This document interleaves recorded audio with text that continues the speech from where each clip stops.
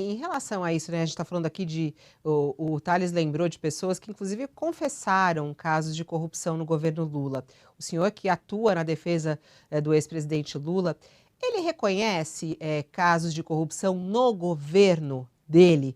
Quer dizer, o senhor está falando, claro, da defesa dele, ele diz que nunca teve casos relacionados a ele, mas no governo dele, isso é reconhecido ou não?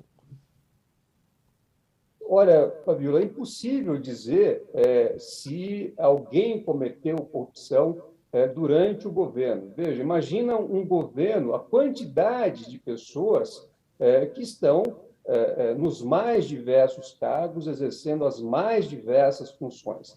O que a Lava Jato tentou construir é que o presidente Lula teria conhecimento de algum desvio e que, por isso, precisava ser responsabilizado.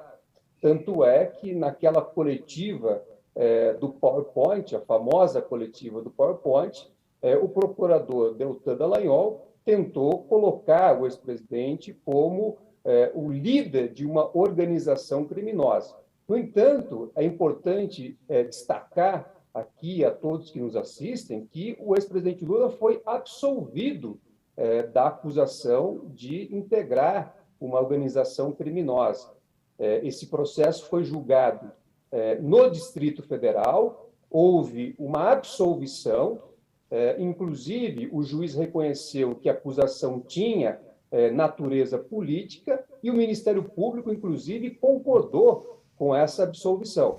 Então, eu acho que não é possível, diante de tudo aquilo que aconteceu, do que foi provado e o que foi, inclusive, reconhecido pela Justiça, cogitar-se de qualquer ciência e muito menos participação do ex-presidente Lula em qualquer espécie de ilícito que tenha ocorrido.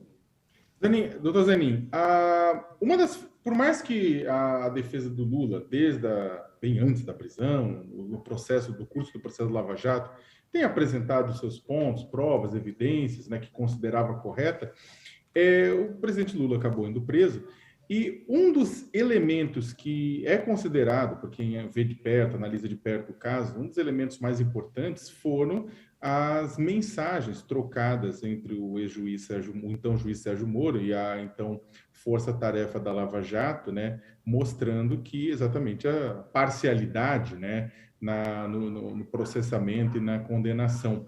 E aí eu queria perguntar para o senhor acha que o Walter Delgatti Júnior, né, o chamado Vermelho, né, o líder daqueles hackers de Araraquara, que entraram, puxaram conversas do Telegram, né, dessa turma, qual que é a importância dele nesse processo? Sem ele, Lula hoje estaria livre?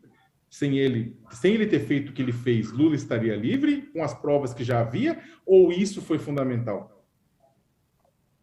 Sakamoto, eu acho que essas mensagens elas têm uma importância, uma relevância nesse contexto, mas nós não podemos deixar de lado a situação de que, ao longo dos anos, nós construímos um alicerce jurídico muito sólido para podermos chegar à Suprema Corte numa situação que permitiu o reconhecimento, por exemplo, da suspeição do ex-juiz Sérgio Moro, sem a necessidade de utilização dessas mensagens.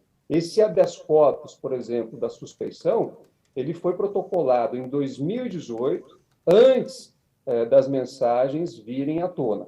Agora, eu considero, por outro lado, que essas mensagens elas têm uma grande importância na medida em que elas confirmam tudo aquilo que nós dissemos ao longo do tempo. Então, desde 2016, como eu já disse aqui, desde a primeira manifestação escrita que nós apresentamos nos processos, nós já estávamos apontando a suspeição do ex-juiz Sérgio Moro, já estávamos mostrando que os processos eram construídos de forma artificial e já tinham um resultado pré-definido, pré-estabelecido contra o ex-presidente Lula. Então, essas mensagens, elas colocam essa situação de uma forma muito clara, mostrando que nós tínhamos razão desde o início em relação ao que sustentávamos.